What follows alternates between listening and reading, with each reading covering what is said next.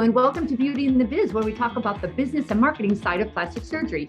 I'm your host, Catherine Maley, author of Your Aesthetic Practice, What Your Patients Are Saying, as well as consultant to plastic surgeons to get them more patients and more profits.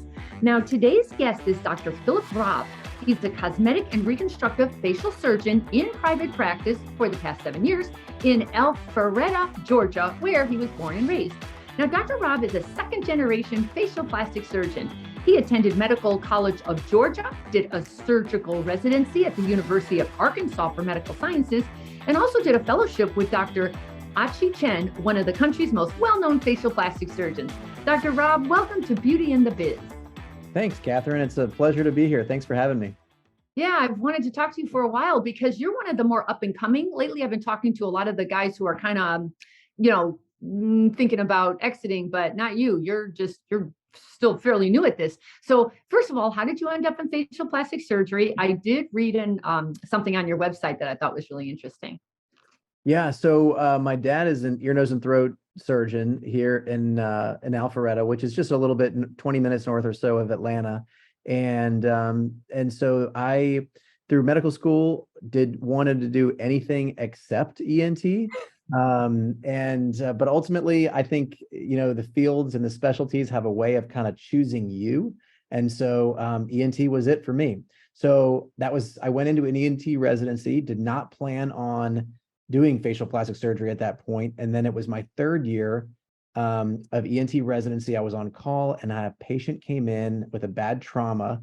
And I don't know how graphic or how detailed you want me to get, but and so anyway, one of my best friends and I, along with one of the attendings, kind of worked on her all night long. And she was married about 6 weeks after that. This was an injury that completely could have completely marred and scarred her facial appearance and for life. And but she healed great, and it was in the news. It was a really great story. But through that, I learned the positive and significant effects that facial plastic surgery can have on people.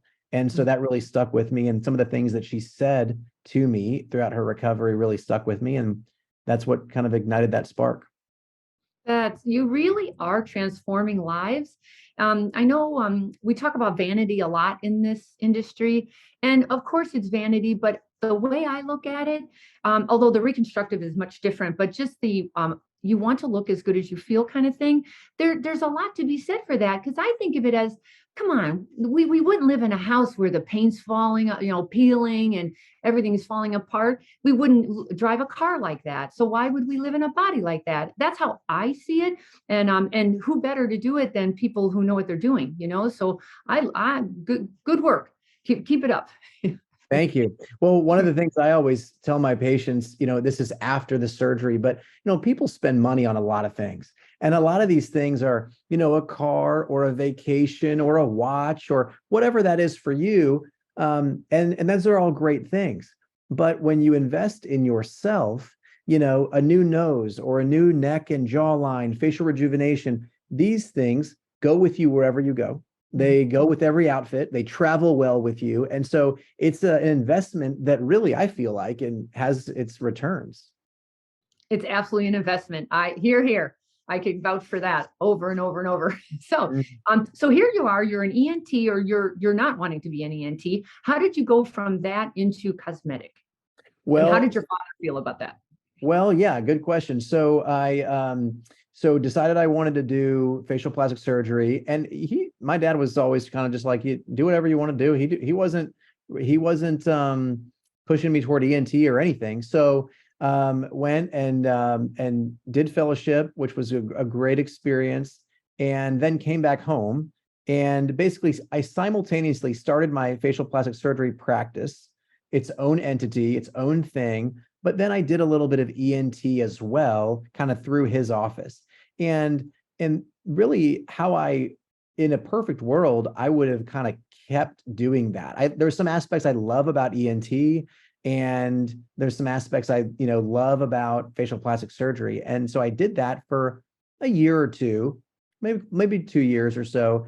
And then the facial plastic surgery practice just got too busy, and I couldn't I felt like I was living two lives, with the ENT life and trying to keep those patients happy, and then the facial plastic surgery life and trying to keep those patients happy. And then my time in the operating room, I didn't have my own surgery center at that point. And so, in the operating room, you only have a fixed amount of block time, and then trying to get additional time is difficult. And so I made the jump, shortly after doing some ENT to full facial plastic surgery. Okay, so logistically, you're working with your dad, what it sounds like maybe once a week, but then you had another office where you were doing facial cosmetic? Yeah, it was actually a really sweet deal. So we were different entrances from the hallway, but they connected in the back. Oh, And so it couldn't have been any of a sweeter situation. And so yeah, that space became available.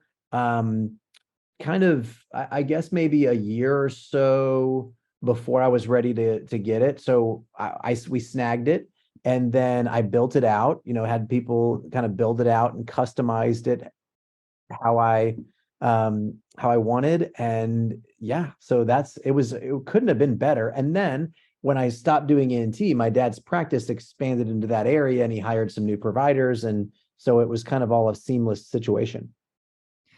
all right. So you were literally in private practice like from the get-go. Day one. Mhm.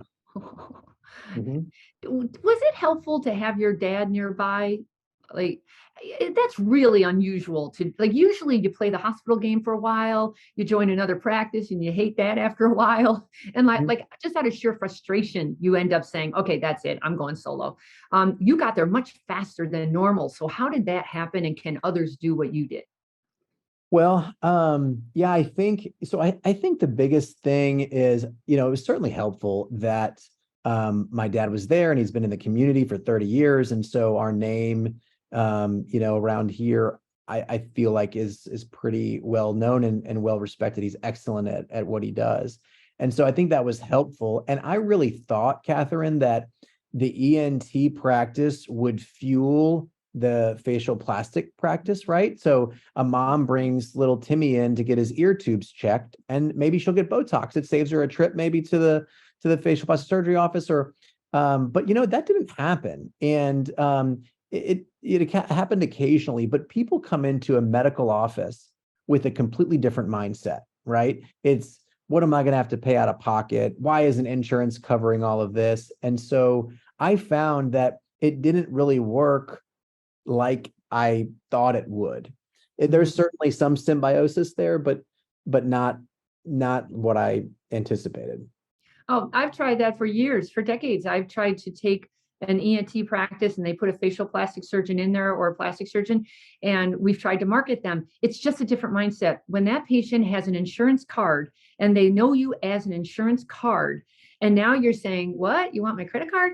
That's a big hill to climb. So it's not the best way, and you learn that. Are you still doing ENT at all, or any reconstructive at all, or you're just all facial I cosmetic? do. I do only. So I don't do any ENT at all anymore. I'm on no insurance programs or contracts at all. And I still do. I love doing Mohs reconstructions.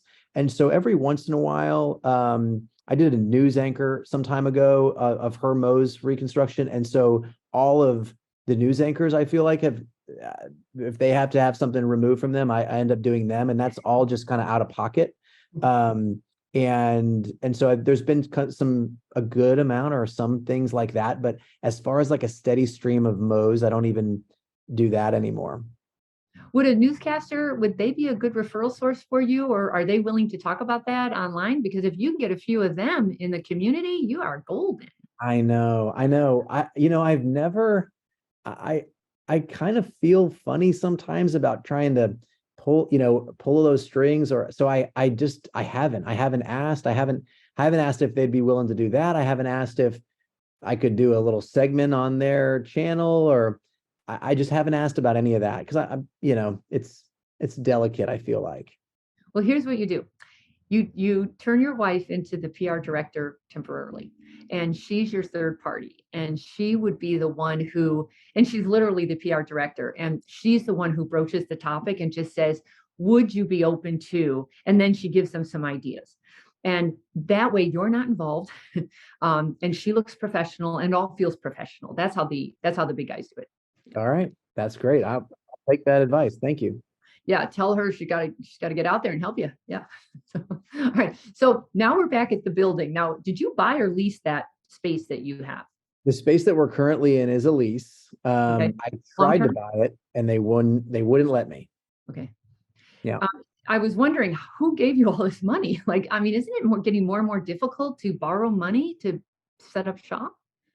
Well, that's another interesting story. So, I don't know I actually, believe it or not, cash flowed everything. I do not like the debt thing. And I know a lot of my colleagues, are like, that's silly, debt's great. And it just makes me uneasy. I can't sleep well at night. And so when I knew that we were going to, actually, it's a craziest story how we ended up in this place, but it has to do with COVID. We were going to move somewhere else where kind of close to where I used to operate. It was in the same building that the surgery center that was owned by the hospital here in town.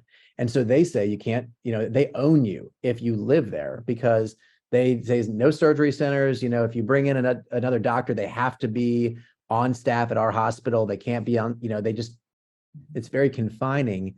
And so we were going back and forth with our attorney and the hospital's attorneys and all that stuff for months and months and months and months. And so finally we get something that my real estate attorney's like, hey, this is good. You're not like so tied down. You bring somebody in, it's reasonable.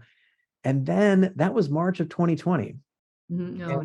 We all know what happened then. And I was like, literally had the pen in my hand and I just said, let me hold off on this. And I just put it into my drawer.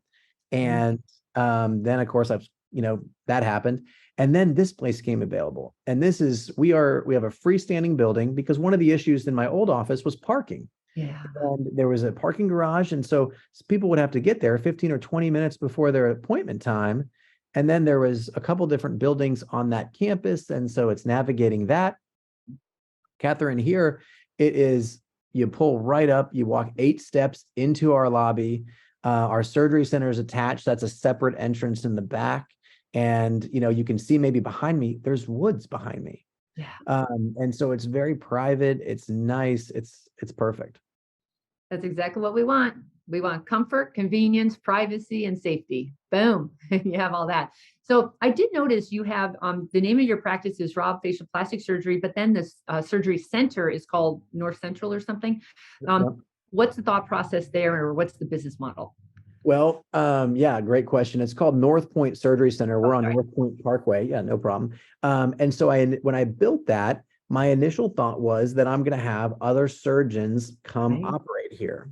And so we built it out like that. So in the surgery center itself, there's nothing Robb at all. So it's completely, anybody could go there and, and it's not like they're in my kitchen. But after building it, then and we just kept adding more and more surgical days. And I tell my colleagues who are like, should I build an OR? I tell them it's like operating in your own kitchen. You know where everything is, and then the people I operate with them every single day. So then I started thinking, I don't know if I want somebody else to come in here. And so no other humans have ever operated here, and we operate 5 days a week typically. So it's been fine. I heard a talk on this a while back, the efficiency of the same staff, the tools are in the same place, the processes and the protocols are the same. There is a lot to be said for that. It cuts down so much on mistakes, inefficiency, just the lagging of what's where, who's doing what. Congratulations if you can have that. Nobody has ever said, boy, do I regret building that thing out. Not one person has ever said that, even when they were 8 million in, saying, nope, you know what?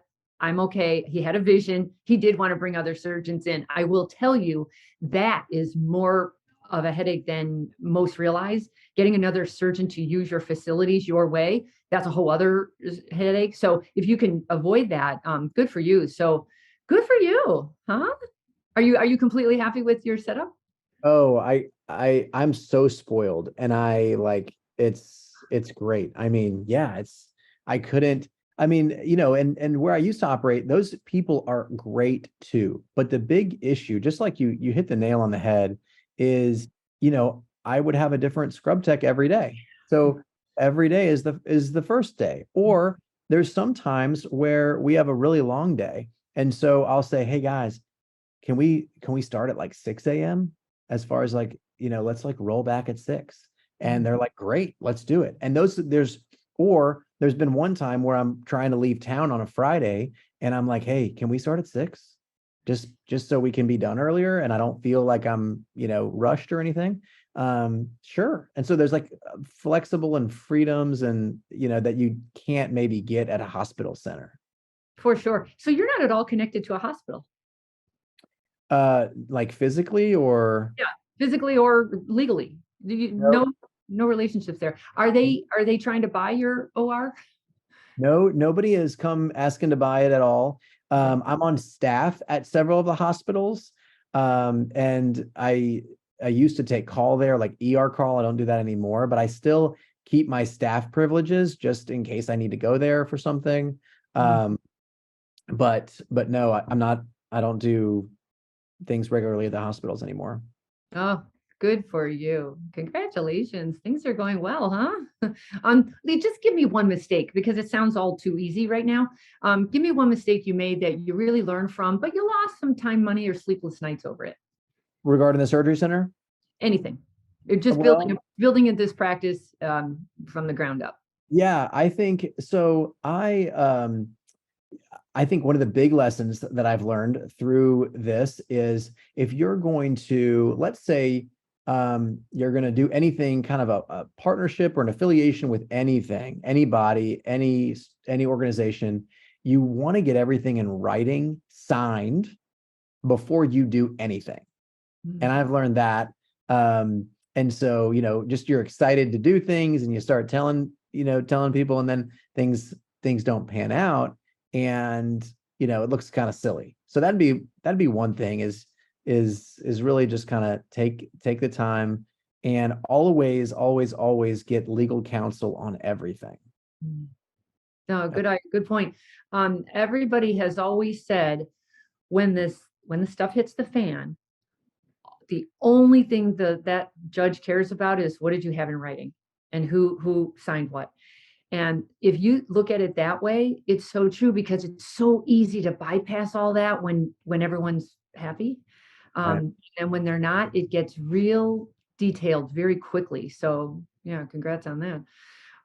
So regarding anesthesiologists, I'm hearing that's getting to be a challenge. Like, have you had any trouble with that, or are you using what are they, nurse anesthetists, or what are you doing about the anesthesiology part? Yeah. So we have three anesthesiologists that are, that work with us regularly. And it's kind of they have a company and they'll go to different sites. Right. And there's about 15 or 20 of them in this company. And of those, I only want three. And Mhm. so these three are just awesome.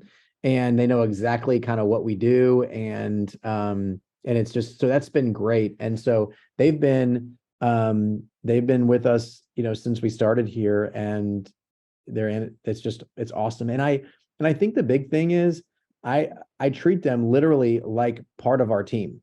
And so we do team events. I'm sure we'll talk about the team and Yeah. all that, but we do team events and they're at every single one. When we do Christmas presents and that kind of thing, they get those things too. And so they're literally a part of our team. And I think of them that way. Then let's talk about the team because I think you've got an NP, a couple nurses, probably estheticians. What is your setup?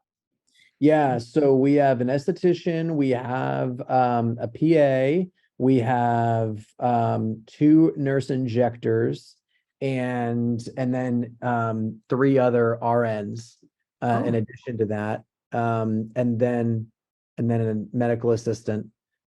Those are kind of like the clinical people, and Mhm. yep, and then we have the marketing and front desk and patient coordinators, that kind of thing too. So how much of your practice is surgical versus non-surgical? I assume, because it looks like you're pretty heavy into the non-surgical, would you say that's almost a necessity in today's world to develop that patient for life kind of practice, or stick to the one and done? Yeah, great question. So our practice itself, when you expand to the other providers, I'm going to say is still 70% surgery or so, and then when you're talking about me, it's probably 90+% surgery.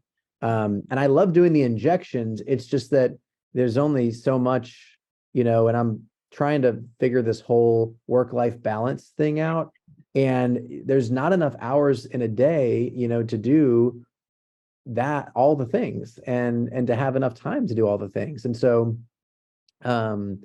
yeah, so those are the kind of the different things. And so we offer, the spa has lasers and laser hair removal and hydrofacial and, all those different treatments. We're now currently investigating radiofrequency devices. So if you have any advice on that, I'd love to pick your brain on or I off the can't air. get enough of RF. I like IPL plus RF microneedling, and I do it quite often. And it's just a go-to, limited downtime, keeps everything where it needs to be. And Yeah. so far, so good. Yeah. Excellent. Excellent. So yeah, that's kind of the next thing for us is the RF world. But I do think that, what I'm striving to create here, Catherine, is a place where patients can come. They know they're going to get the top quality of care that's truthful and honest. So about every day, I see a patient who wants X, Y, or Z, and I say, I don't think you need that. I'm not going to do that for you. And we can do the other thing that we were talking about, but you don't need that. And it always, like, what? I mean, and I say, I'm sure you can go this way down the street or this way down the street and find 2 or 3 people to do it for you, but I don't think you need it, and I don't think you're going to be happy. And I think if you spend $100 on it, it's too much. And so, but then, the same thing. So every patient gets my cell phone number who we operate on, and just check in on patients. And so, we're definitely not the cheapest in town. We hear that sometimes, but it's just the quality of care. And so from injectables to surgery, I just wanted to be, the absolute best that we can offer. Well, on your website, I noticed that it said 24/7 nursing care, and they would actually change bandages at your home or hotel. If that's true, I would pay anything for that. If I don't have to go out after surgery and I can stay put and other people are running around, oh my God, I hope you do that, because that is such a good differentiator. Mm-hmm. Yeah. And so it used to be me doing that, and I Oh, would do home visits, and I would, for our out of town patients, I'd go meet them at the hotel, usually a couple different times. And now that's impossible. And physically, I feel like, Atlanta is such a sprawling area, but in fellowship, Catherine, we would visit people at their homes every day. We'd start the day at 5 a.m. and we would go to one or a couple different people's homes. And of course, that's a smaller town than Atlanta is. And then operate all day, and then usually maybe a stop on the way home at somebody else's house. And so that really taught me a lot about just, service. And so, for our out of town patients, we have nurse that can stay with them, because some people don't have, family who are able to come, or friends who are able to come either. And so we've got those channels kind of all ready to go. well, that has to help your reviews. I don't know how you've done it, so I'm going to ask, how did you get 366 Google reviews at 4.9 rating? And I commend you for 4.9. I'm sure you wish it were 5.0. It would look inauthentic if you did have 5.0. I hope you know that that is the best you could hope for, 4.9, and it'll be something silly like you made me wait too long. How in the world did you get 366 Google reviews in less than 8 years? Yeah, that's a great question. So I have this thought, and I have a couple little gifts over here from patients. And to me, a patient brings a gift when the value that they received from you in your office is higher than what they paid. That's my thought process. I don't know if that's right or wrong, but that's my thought process. So they fill that gap oftentimes with a bottle of wine or, a present or something like that. And I think Google reviews in a kind of a funny way is pretty similar to that. And so, if we read through our Google reviews, I think a good amount of them would say, I texted him on a Saturday and he texted right back. It's those kind of things that maybe aren't quite the norm, but I think are important. And so when the patient receives those kind of services, they're like, well, shoot, I mean, the least I can do is leave a Google review. And we do ask, them to, but it's frustrating. And I don't know, we got to figure something out, because the Google monster and the Google machine is I have a lot of reviews that patients are sending us screenshots that they completed, but they're not popping up there. And it's not it doesn't make me feel warm and fuzzy, because we have no control, no power. We've called Google, and good luck with that. So that's a tough thing. And, I know that Google reviews, of course, are powerful and people look at them. And so I don't know what the long-term, answer for that is. I have the same issue. I have doctors who gave me a review. Do you know how difficult it is to get a busy surgeon to stop what they're doing and give you a Google review? And they won't show it. And it's like, are you kidding me? I can see maybe consumers, like you'd have more trouble with them, but these are doctors, and you can tell I work with doctors. So what in the world would be filtered out on that one? I hear you. Yeah.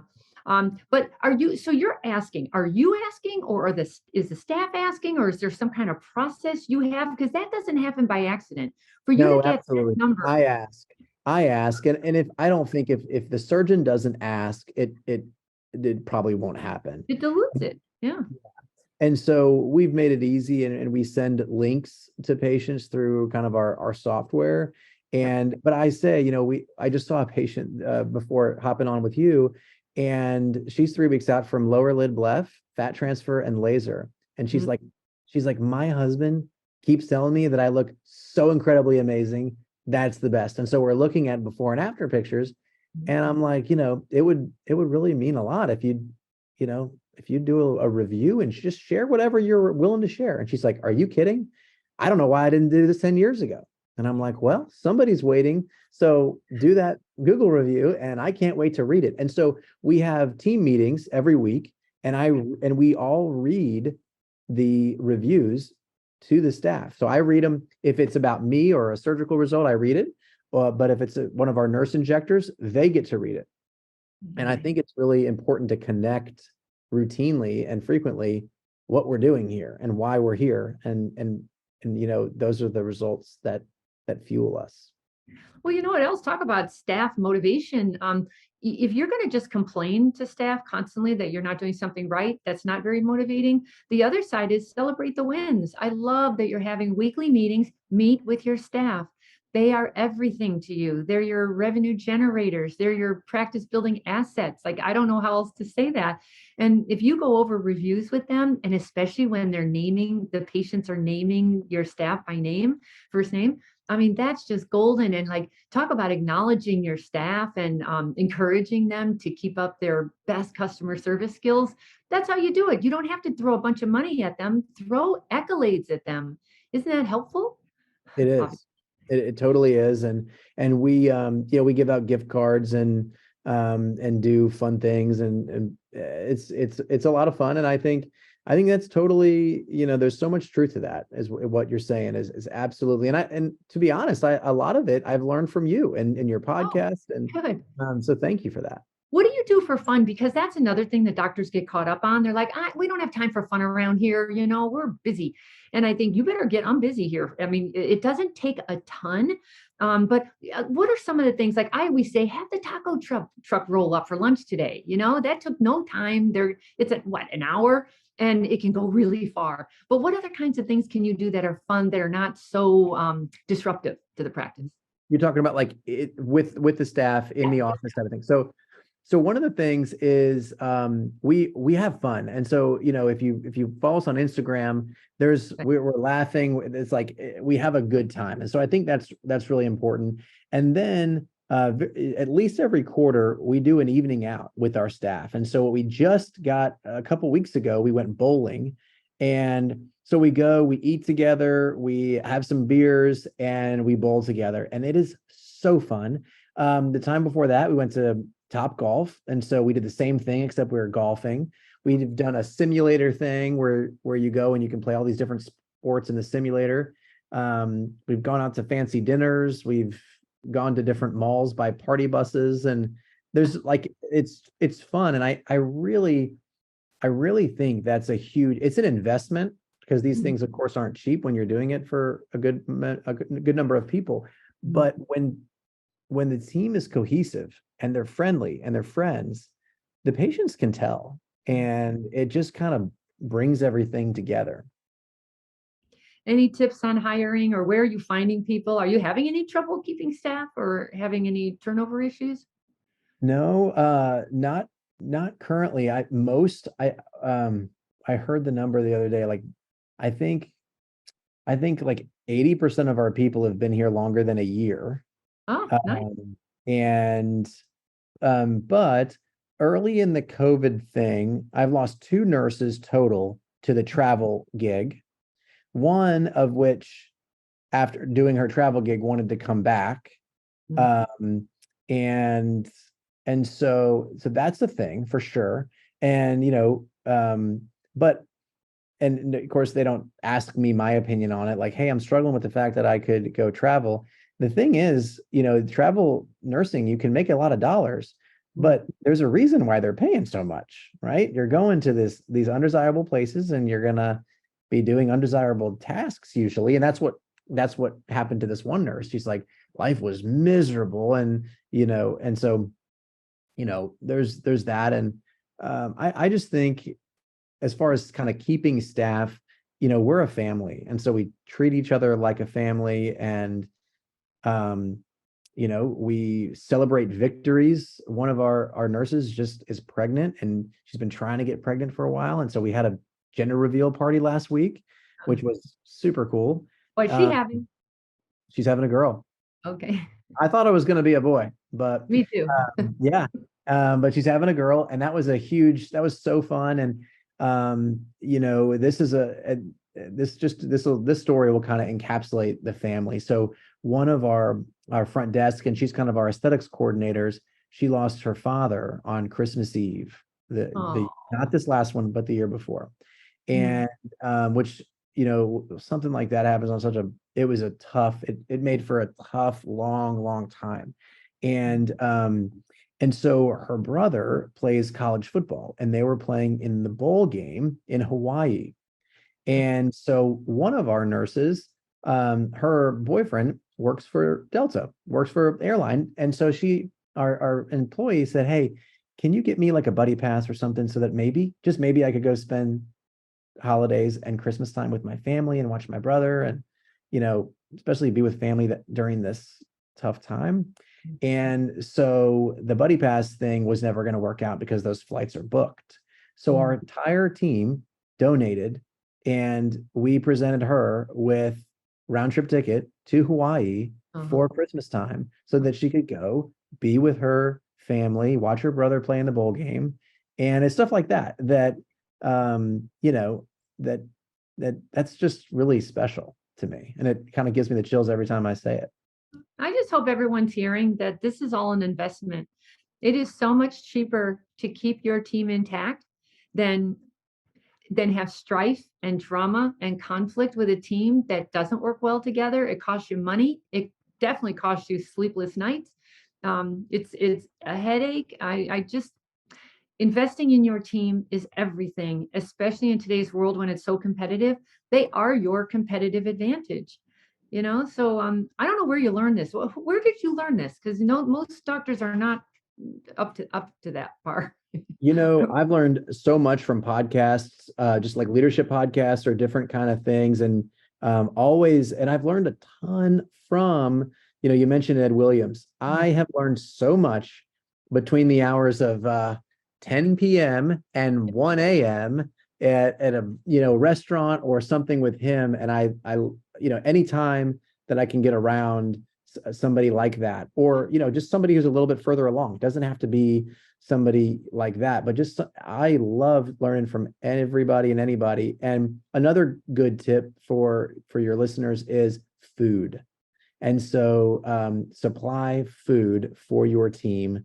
We have a Costco, we do a Costco run every whenever we need to, and just fill up. We have a big break room and just fill it up. And the staff just, I think that makes a big difference. They don't have to bring lunch all the time. There's snacks, they have a drive home. They can grab a Coke on their way home. That's a big deal too. Another investment. So let's talk about marketing, because I was wondering, how competitive is it in your area? Well, we're in Atlanta, so I mean, I think it's super competitive is the answer. But the way that I don't think of it, like I don't think of the other plastic or facial plastic surgeons as competition. I just talked to one on the phone for 20 or 30 minutes yesterday. Like, we're friends. There's just so many patients, and different people have different aesthetics. My noses look different than somebody else's. And so there's going to be a certain number of humans who like their noses better. And there's going to be a certain number of people who like my noses better. And so those kind of all distribute out, and so, while yes, there's a lot of people who do what I do, I don't feel like a cutthroat competition with anybody. I think a lot of the surgeons waste a lot of time and energy, worried about the competition, where I would rather focus on just doing your best, excel at excellence, and it'll all work out. Do you have a hyperbaric chamber? We do. Or whatever you call that. I love that. I did it. I mean, it's no secret. I've had 2 facelifts actually. And one, I had a time crunch. And the surgeon said, you've got to go to that hyperbaric thing. And I thought, what? It ended up being, I don't know what was $1,200 or something. I can't remember now because I was completely out of my mind at the time. But I was going in there, sitting in there thinking, this is great. This is weird. It's great. I'm watching movies, and I've never sat around so long doing nothing. And I thought, is this really working? And then, I was up and gone and out the door, ready for prime time in 10 days. And I thought, I think it was amazing. And if nothing else, it's a huge differentiator, because if you're offering that, because it was a pain in the neck. I had to talk about going outside. I had to go to this center to have it done. It's just a pain, and get somebody to drive me and all that. If you have it in your office and you offer it as a package to go, like, that goes with your facelift, I hope you are, because huge differentiator, don't you think? Absolutely. It's awesome. So, yeah. And I did a ton of research beforehand and talked to a bunch of my colleagues. And then I actually, Catherine, I put it in my house for about 8 months because I wanted to use it. I wanted to test it. For what? And so what I did was, and I didn't have a way really to like write this up or objectify it as much as I would need to.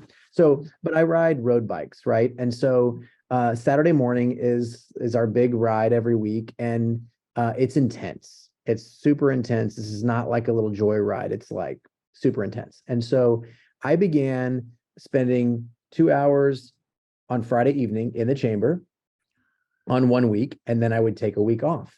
And then the next week I would be back in the chamber for 2 hours on Friday night, and then I would take a week off. And on average, my heart rate was about 15 to 20 beats lower when I was in the chamber the night before. And the bike can measure how hard you're pedaling, and my power would be higher with a lower heart rate. And at first I was like, this is placebo. This is not real. But it continued, and the results just kept continuing. And so, I did that for about 4 months straight. And so I was like, all right, I'm a believer in this. And then, one of our other employees had some knee issues where if he sits at a restaurant for an hour, his knee stiffens up and he has to take like a good 5 minutes or so to kind of loosen up his knee. And he started hanging out in the hyperbaric chamber, and that went away completely. So those things, and then of course patient stuff. I've had some other people in the community, like if a filler got an occlusion event, and Mhm. so she calls me on a Saturday and is like, oh my gosh, can you please, I need to get this person in hyperbaric chamber. So and that was a night and day difference between kind of how I saw this patient initially and then how she was upon leaving. It's a game changer for sure. Does anybody else in your community have one? Can you use it as a differentiator in your marketing? I don't think anybody has one. There are centers around, and I think it'll be a moment, just a period of time before people all get one.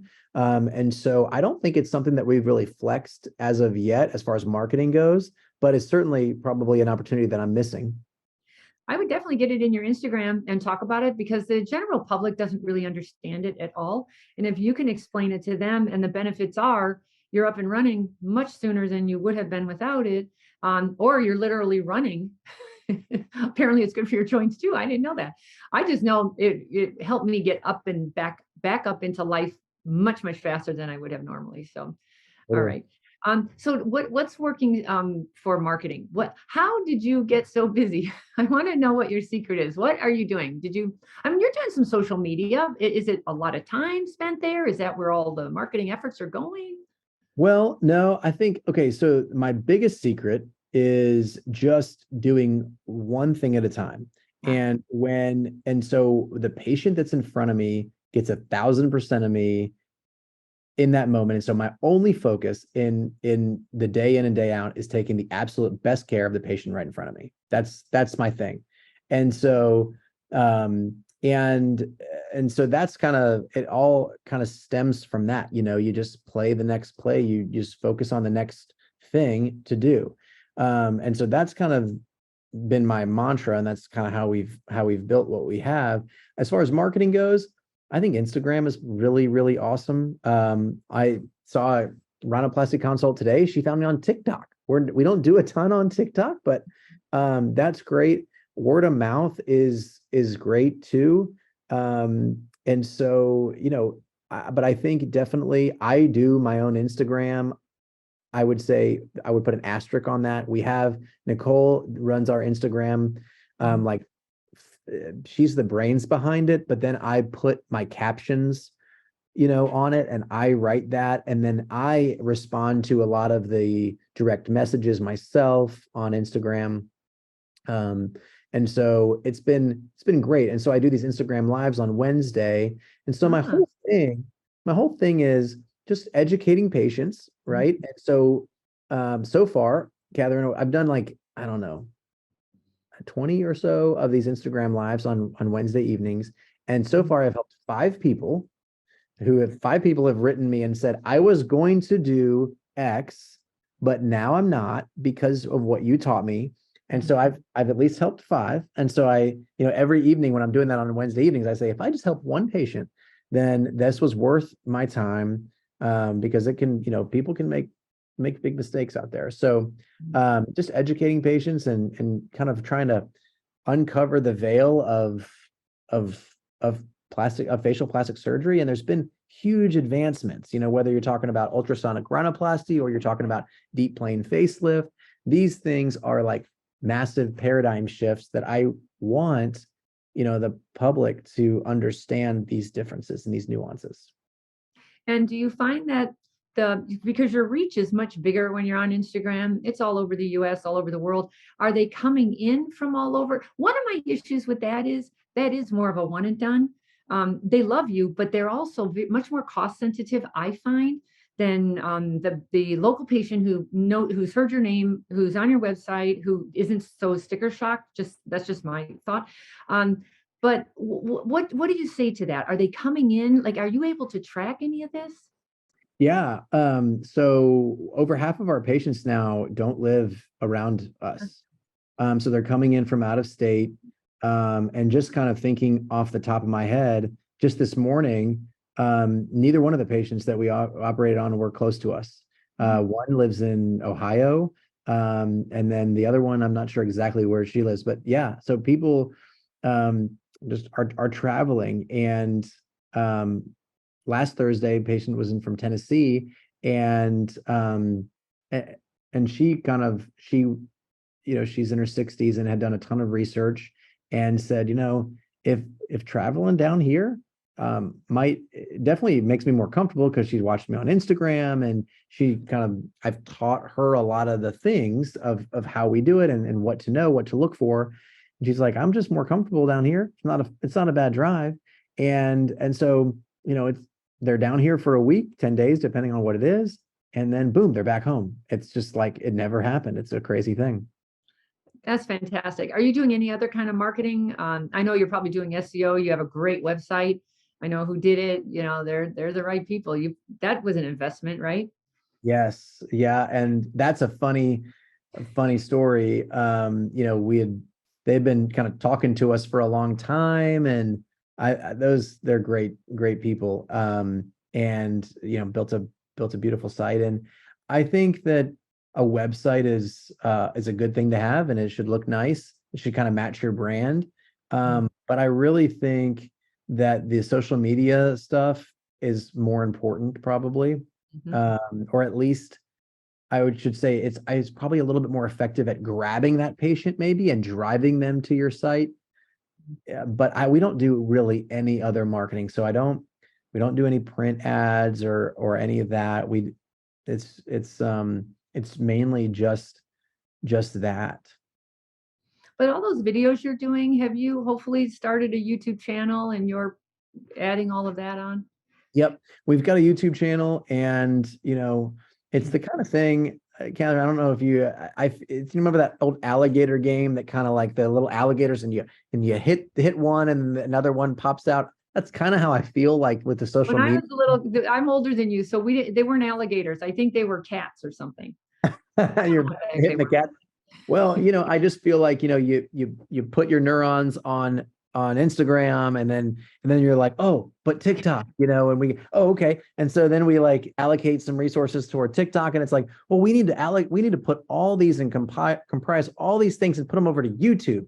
And it is a lot. And so yes, we're working on that, and it could always be better, but our team does an awesome job at kind of getting all that. Because just like what I've learned this actually from you is, get the patient saying something, and you can use the whole video on YouTube. That's your longer time, your longer videos.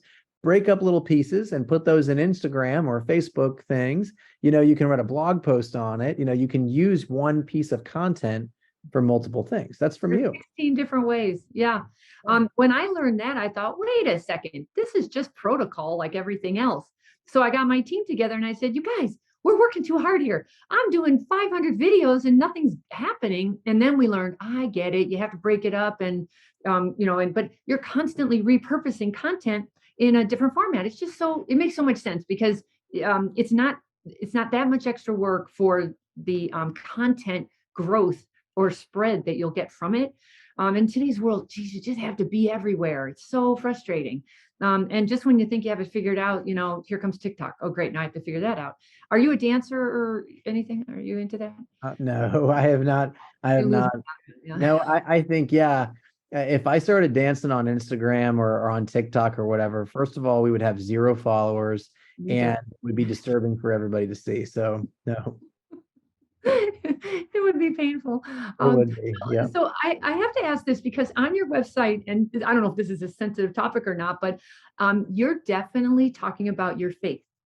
And I personally love that, because you're calling out who you are, your values, who you are, your philosophy. Has that worked for you, against you? Has it made any difference? Yeah, good question. Yeah. It's who I am. And so that was definitely, when I was making my first website, that's the question is, do you put that on there or do you not? And I'm like, it's who I am. And so what I have found, Catherine, is the more you can be you on social media and your website, that will select the kind of people who come to see you. And so the more you are, then the more your people will, or people that value those things will come to you, right? And I think when that occurs, then you have a higher likelihood of making them happy. You have a higher likelihood of being friends with them, and so I think it's really worked for good. But I don't know how it's, if it's hurt me. It could have. People might be seeing that every day and saying, "Oh, you know, I'm not going there." But certainly doesn't mean that I only treat patients with the same faith of that I am. We take care of everybody for sure. But yeah, so I don't, that's a good thing to ponder, but I kind of decided like good or, it's gotten me this far, and so I'm all in. I've been marketing for a long time, and you learn early on, you're better off putting that flag in the sand of this is who I am. If you want to detract those who are not like you, and you want to attract those who are like you, that's a really good way to attract like-minded people.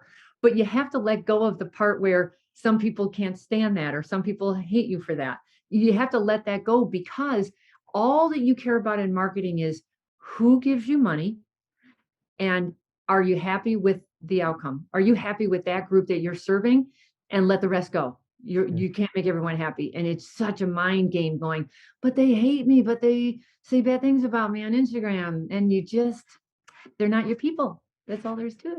Yeah, you can't make, somebody much smarter than me said, you can't make everybody happy, even if you're selling ice cream. Somebody's going to be mad about something. I think it was Steve Jobs who had some kind of comment like, unless you're giving away free ice cream, 24/7, and you're never closed, you're going to make somebody unhappy. Yeah. That is so true. So, is there any? We're getting close to wrapping up. Is there any advice you would have for others, because you are definitely doing things right? Any advice for others up and coming, or even who've been around for a while? Like, Yeah. what? Well, I think that there's kind of two avenues, I would say. One, from kind of a business perspective, I think it's incredibly important that you align yourself with a good team and so that you can hand things off, which is not easy for us to do as surgeons. Like I wanted to do everything myself at the beginning, and to delegate is difficult, but you have to also be patient enough to teach the people who you're delegating so that they do it the same way that you would do it, or close to, or maybe they do it even better. And then as far as for the surgical side of things, I never stop investing and spending resources on becoming a better surgeon, and learning the new frontiers and the new techniques, even though it's not comfortable to learn new things and to try new things. And so I go to cadaver courses, and there's another one I'm signed up for later this year. And we have right now, I feel like it's such an exciting time, like I was mentioning in facial plastic surgery, because of just the innovations. I mean, rhinoplasty innovations over the last couple of years have been incredible. And before that, there wasn't really many big changes or paradigm shifts in hundreds of years. And so that's a huge thing. And so I tell patients, I just do nose, neck, and face only. So I'm a super specialist in these things. And so I'm kind of like a 3-trick pony. And if that's all I do, I better be really good at them. And so that's my commitment to my patients, is to keep learning and keep getting better. For sure. So tell us something we don't know about you. I knew you were going to ask this, and so there's a couple things that I was toying around with, but I think a cool story is that I have played craps with John Bon Jovi in Las Vegas. No. Did you know it was him? So no, not at first. I did not. But and this was years and years ago. I was in college. And then I started singing a song for him not really singing, but just kind of play singing, that he did not sing. And so it was a really funny thing. And so, yeah, that's my claim to fame. Wait, I don't get it. Why are you singing to Bon Jovi? Well, we were playing craps and we were having fun, and so I didn't realize that it was him, and so a lot of people start coming around, and then we start, and I had shorter hair, and there may have been a little product in my hair, so he may have called me a Backstreet Boy, and then I started singing a song that I thought he sang, but he didn't. It was Def Leppard, some other so funny. some other song, and so yeah, that was it. We've been best friends ever since. No, Did you get his autograph? No. But that's something that's interesting about me for sure. Well, and you have a wife and 3 girls. Mm-hmm. All right. So what's it like? Is the dog at least male? Yes, he is. You are surrounded by females. What did you grow up with females, or was this all new to you? No, I grew up with 2 sisters and a brother. So there's four kids in the family. And so, yeah, I think, yeah, my 3 daughters are amazing. And my wife's amazing. And then the majority, we have a couple guys on our staff, which is good. And then, yes, we do have a boy dog, which is critical. But yeah, that's just kind of my life. I don't know anything different, Catherine. It's just kind of like, it's where I am, and it's great. I can't complain. Oh, well, you're just doing such a great job. I'm excited to just watch you grow more, because all your moves it seems like it's been easy sailing for you. I don't normally hear this. It's usually a rockier road. But yours seems to be fantastic. So far, so good. If somebody wanted to get a hold of you, what would be the best way? They can email me at drrob@robfacialplastics.com, or you can go to our Instagram. We're at Rob Facial Plastic Surgery, and you can DM me there, and happy to interact.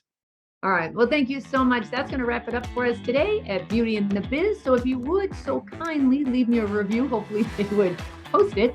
That would be terrific. And then if you've got any questions for me, you can leave them on my website at CatherineMaley.com, or you can certainly DM me at Catherine Maley MBA.